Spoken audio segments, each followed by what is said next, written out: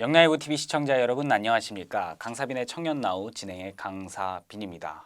다들 지난 월드컵 보셨나요? 결과는 아쉽게 패했지만 그래도 앞으로 한국 축구가 발전할 수 있는 가능성을 보여준 것 같았는데요.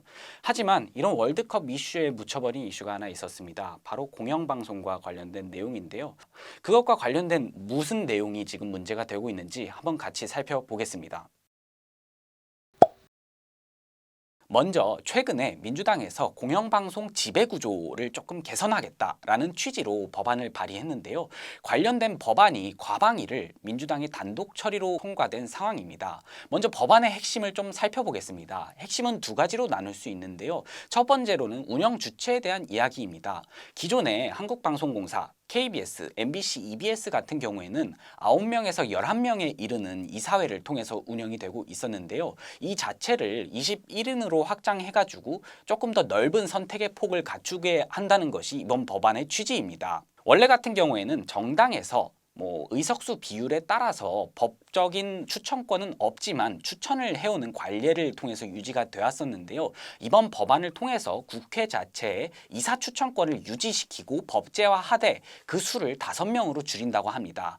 그러면 21명으로 늘린다고 했으니까 나머지 16명에 대한 추천권이 문제가 되고 있는 상황인데요. 16명에 대한 추천권 같은 경우에는 직능단체, 그 다음에 방송미디어학회, 시청자위원회 등에서 이렇게 추천권을 가지게 된다고 합니다. 두 번째는 공영방송 사장 선정에 있어서도 많은 것이 변화한다고 하는데요. 원래 같은 경우에는 이사회의 제청을 통해서 대통령이 임명을 하는 방향으로 유지가 되고 있었지만 이번에 바뀌는 것을 통해서는 국민 공모를 통해서 지역, 성별 또는 계층 등을 직접적으로 고려해 100인의 사장 후보 국민추천위원회를 구성하고 그 추천위원회에서 3명의 후보를 꼽아서 이사회에 제청을 한 다음에 이사회에서는 재적 이사 3분의 2 이상의 찬성 의결을 거쳐서 사장 단일 후보에 대해서 대통령에게 임명 제청을 한다. 라는 게 이번 법안의 주요 골자입니다. 문제는 여기서 발생합니다. 이번에 야당에서 단독으로 이번 법안을 소위원회에서 통과시켰다는 건데요. 과방위를 통과하게 된다면 사실 남은 것은 법제사법위원회의 체계자구 심사, 그 다음에 본회의 의결, 그 다음에 국무회의로 이송되면서 국무회의 의결을 거쳐서 정부 대통령의 공포가 필요한 상황이 됩니다. 사실상 법을 제정하는 데 있어서 가장 큰 관문인 소위원회 통과를 지금 넘은 상황인 건데요. 어쨌거나 여당의 의견은 수렴되지 않은 상태로 야당의 의견만으로 수렴된 것에 대해서 많은 우려의 목소리가 존재하고 있습니다. 문재인 전 대통령이 국정을 운영하던 그 여당 시절에도 국회 구성은 지금과 크게 다르지 않았습니다. 민주당에서 과반수 이상의 의석을 가지고 있었던 상황이었는데요.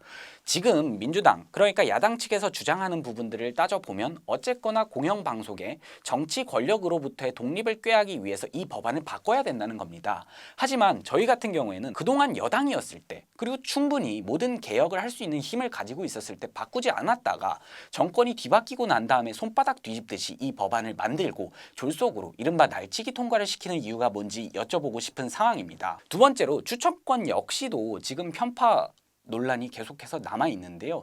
지금 이 법안이 제정되는 과정 중에서 언급되었던 직능단체들이나 아니면 학회들 역시 정치적 편향성을 지울 수 없는 단체들이 언급되고 있습니다. 굳이 그런 단체들에게까지 추천권을 준다는 것, 그것 자체가 어떻게 보면 공영방송을 더 편파적으로 만들 수밖에 없지 않냐라는 지적이 지금 있는 상황입니다.